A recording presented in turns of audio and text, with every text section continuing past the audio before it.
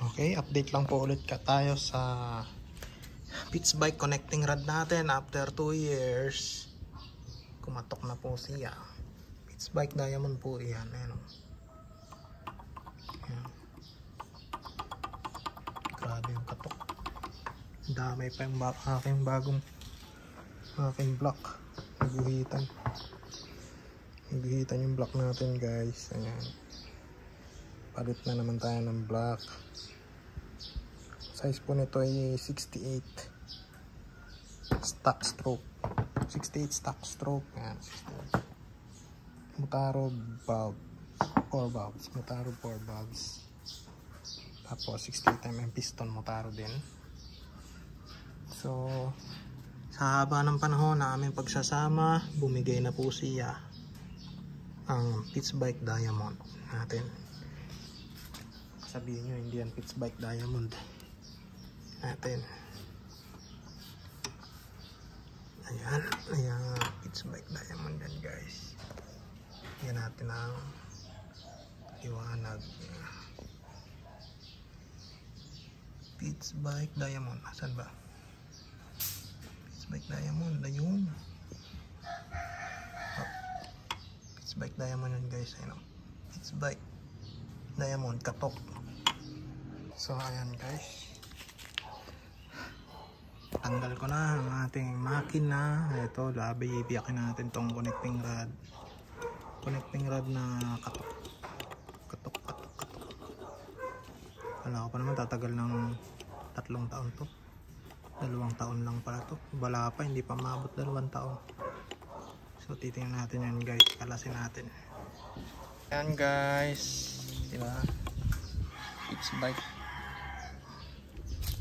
katok.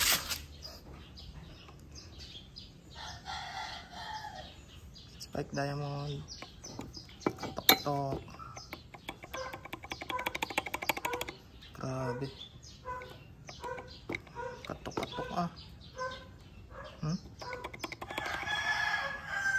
pitch bike katok.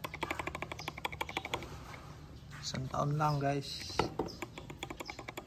2 taon. 2 years. Yan, update. Ito na. Pinapress out ko na ang ating connecting rod.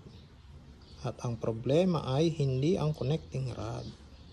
Maayos at makinis ang ating connecting rod na pitch bike.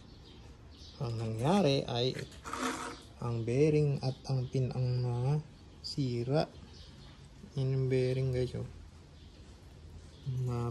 Malagas ang bearing.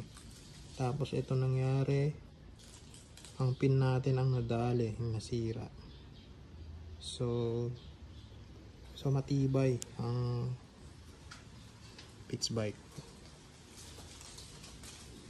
Hindi kagaya nitong Pyto. Itong Pyto ko, nakayo dito. Ito ang bumibigay sa Pyto. Kaso dismayado naman ako. Matibay na sana yung pitch bike. Goods na sana siya. Kaso bumigay naman dito. Ayan. So ang matibay naman sa Pyto ay yung kanyang pin niya. Tibay ang pin. Ayan, 2 butas nun Pyto. Problema lang sa Pyto, itong connecting rod nila forged daw, pero mukhang mas matibay pa yung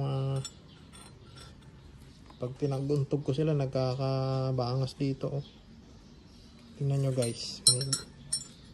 Compare natin sila dito.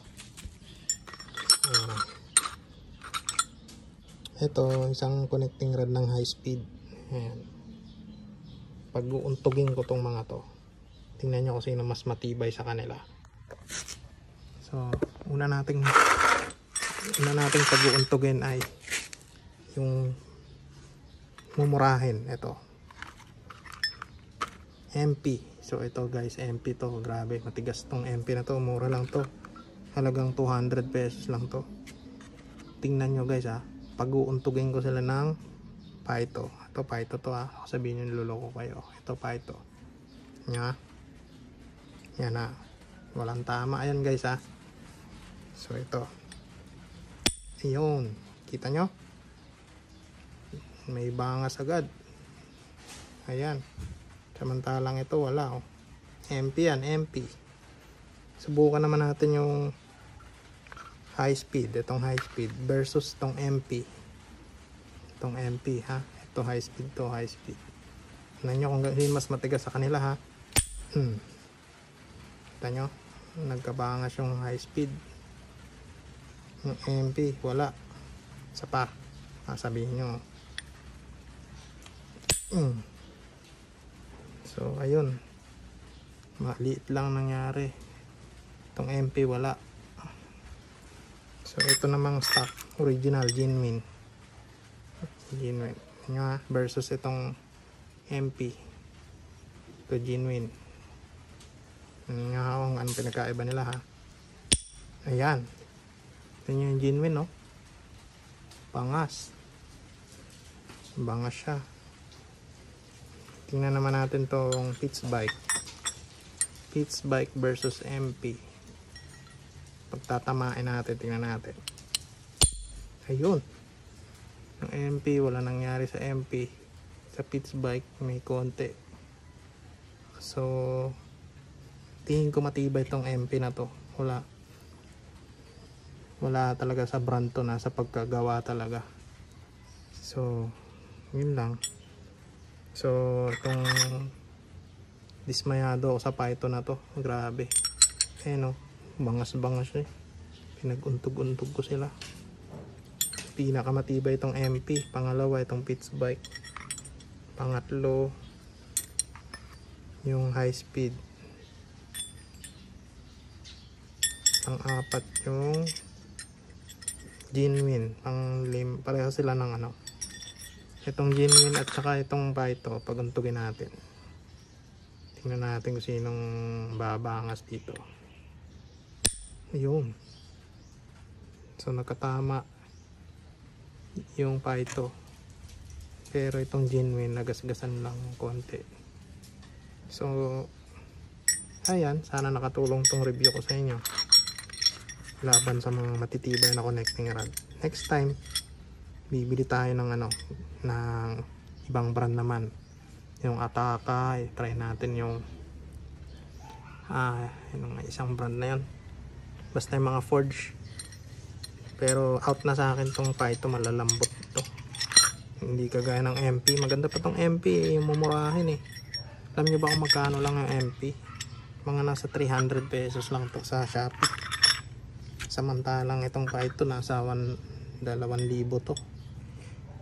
Ang genuine naman nasa 1,600. Pero itong pinakamahal sa lahat tong Pitts Bike. Pero matibay din Pitts Bike, pero dismaya lang ako sa kanya kasi may tinamaan din siya eh. Nabengkaw siya. Pinagbangga ko sila nitong MP. Pinakamatigas yung MP sa lahat eh. Isa pa, try natin.